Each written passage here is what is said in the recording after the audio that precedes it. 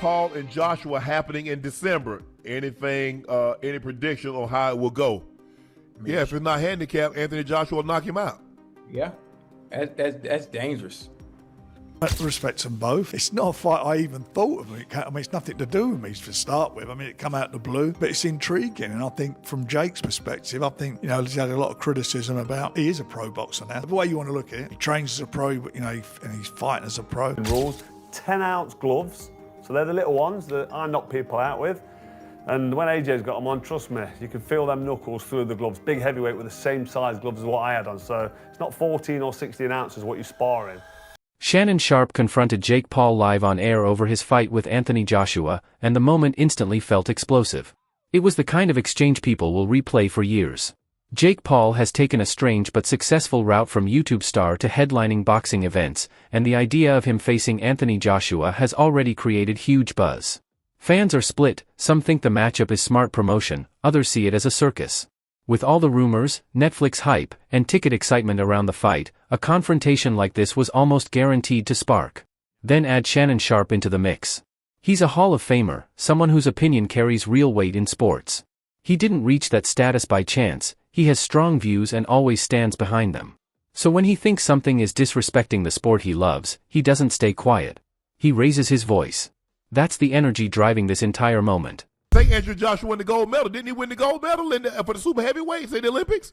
Yeah, I'm not sure. I don't know Anthony Joshua's history, but I'm thinking about ring experience. That's pretty much it. And I commend Jake Paul for what he's done. I commend him for the work he's put in and how serious he's taken the sport. From going from a YouTuber and actually taking it seriously and dedicating his life to boxing and entertaining, in his own lane and creating a lane for himself in the sport.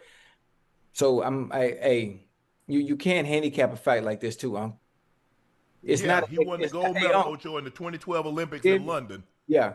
And the super heavyweight, same one Klitschko, the same one. How does a live argument like this even start? First, Jake does what he always does. He talks big, promotes hard, and keeps social media buzzing.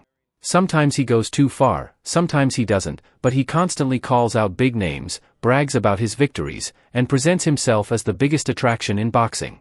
His confidence excites his fans but annoys traditional boxing supporters. Then Shannon steps in and the whole room freezes. His outburst wasn't random. It had layers. The first layer was protecting the sport.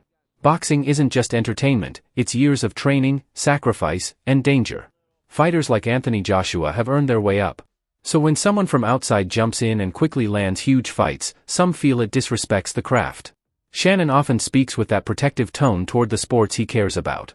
The second layer was accountability. Shannon doesn't let loud talk slide. If Jake has crossed a line or downplayed the risks fighters face, Shannon will challenge him directly. And he did. Picture the raised voice, the sharp questioning, and then the line that went viral, "This is bull." It was the kind of real moment that makes even casual viewers pay attention. People rewatch it because it feels like unfiltered honesty. After that, social media blew up. Fans immediately took sides. Some supported Shannon for standing up for boxing. Others said he was out of touch. Jake's supporters argued that he brings attention, money, and a new audience to the sport. That clash between tradition and the new commercial style is the big debate around almost every major fight today. You don't need to choose a side to feel the intensity. This moment shows where boxing stands now, caught between its history, celebrity fighters, streaming platforms, and viral clips. One live confrontation can represent the whole argument. Did the sport gain from the spotlight?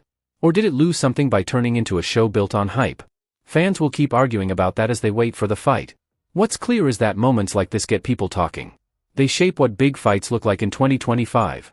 Whether you think Shannon was right to call it out or Jake was right to keep pushing forward, the chaotic exchange proves boxing is still alive, emotional, and unpredictable. When sports and media meet, sparks fly. The fight had already been the subject of online rumors for days before being officially announced.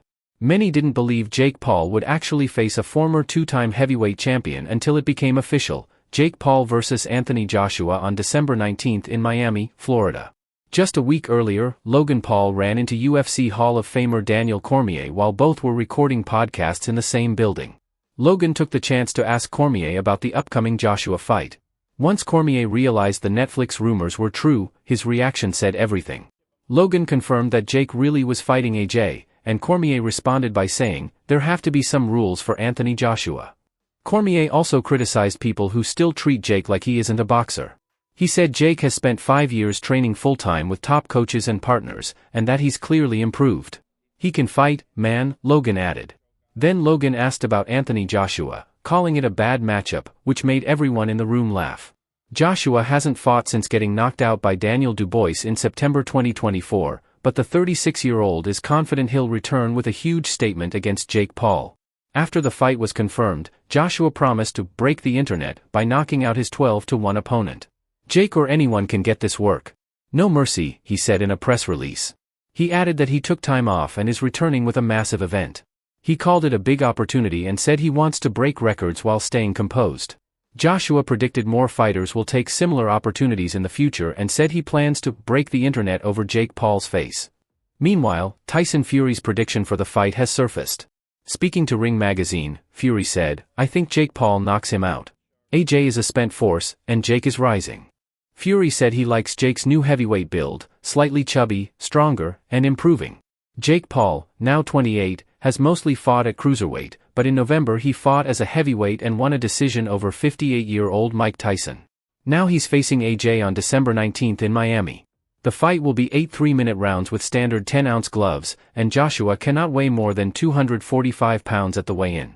AJ is still connected to a possible fight with Tyson Fury, now 37, but Fury's future remains unclear. He retired again in January after losing twice to Alexander Usyk, though he has retired several times before. Jake was originally scheduled to fight undefeated champion Gervonta Davis on November 14, but that fight was cancelled after Davis was accused of battery by an ex-girlfriend. Jake and his business partner, Nick Isabaidarian of MVP, said several fighters agreed to face Jake next, including AJ, and said Tommy Fury turned down the offer. Tommy responded by saying Jake offered him the fight in America, even though Jake knows Tommy can't travel there. Tommy said if he gets the same $15 million offer somewhere else, he'll fight and beat Jake again just like the first time. Tommy remains the only fighter to beat Jake Paul. British boxing star Carl Froch also weighed in, giving a harsh opinion on Anthony Joshua's career. He said Joshua's prime is over, even if he destroys Jake Paul. Froch questioned whether AJ's legacy is as strong as people say. He said AJ's biggest contribution was bringing huge crowds back to boxing, but argued that others before him helped spark that momentum. Froch said AJ had big fights and strong public support, especially after beating Vladimir Klitschko, but once he faced elite competition, he struggled. He brought up the Andy Ruiz loss, the 2 defeats to Alexander Usyk, and the knockout by Daniel Dubois, saying that those setbacks marked the decline of Joshua's career. Froch believes Joshua is now simply cashing in during what he calls the clown world. With both Joshua and Jake Paul set to earn millions from this matchup, Froch doubts AJ will secure a spot in boxing's Hall of Fame before retiring. What else have we got to consider? Is AJ cashing out? Well, I did say a year ago when he got splattered by Daniel Dubois that he's finished now. He won't get that confidence back. He's not had any confidence, in his head. No belief for a long time.